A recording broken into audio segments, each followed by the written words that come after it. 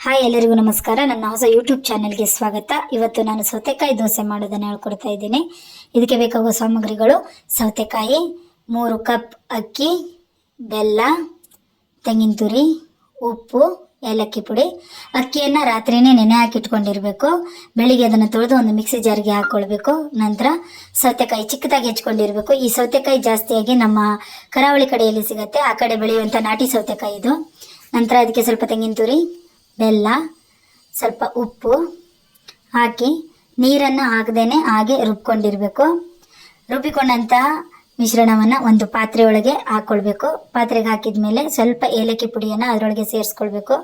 ನಂತರ ಹೆಂಚನ್ನು ಕಾಯೋದಕ್ಕೆ ಇಟ್ಟಿರಬೇಕು. ಕಾದ ಹೆಂಚಿಗೆ ಸ್ವಲ್ಪ ಎಣ್ಣೆಯನ್ನು ಸವರ್ಬಿಟ್ಟು ಹಿಟ್ಟು ಸರಿಯಾಗಿದೆಯಾ ಹಾಕೋದಕ್ಕೆ ಅಂತ ಹೇಳಿ ಪರೀಕ್ಷೆ ಮಾಡಿಬಿಟ್ಟು ನಂತರ ಅದನ್ನು ಕಾದ ಹೆಂಚು ಮೇಲೆ ಹಾಕಬೇಕು. ಕಾದ ಹೆಂಚು ಮೇಲೆ ಹಾಕಿಬಿಟ್ಟು 1-2 ನಿಮಿಷಗಳ ಕಾಲ ಅದನ್ನು ಮುಚ್ಚಿಡಬೇಕು. ಮುಚ್ಚಿದ ಮೇಲೆ ಮುಚ್ಚಳವನ್ನು ತೆಗೆದು ದೋಸೆಯನ್ನು ಮುಗುಚಿ ಹಾಕ್ಕೊಳ್ಬೇಕು. ದೋಸೆಯನ್ನು ಮುಗುಚಿ ಹಾಕ್ಕೊಂಡು 5 ಸೆಕೆಂಡ್ಗಳ ಕಾಲ ಇದ್ರೆ ಸಾಕು. ನಂತರ ಅದನ್ನು ಮಡಚಿ 4 ಫೋಲ್ಡ್ ಮಾಡಿಬಿಟ್ಟು ತುಪ್ಪದ ಜೊತೆ ತಿನ್ನಬೇಕು. ಒಂದ್ಸಲ ಟ್ರೈ ಮಾಡಿ ನೋಡಿ.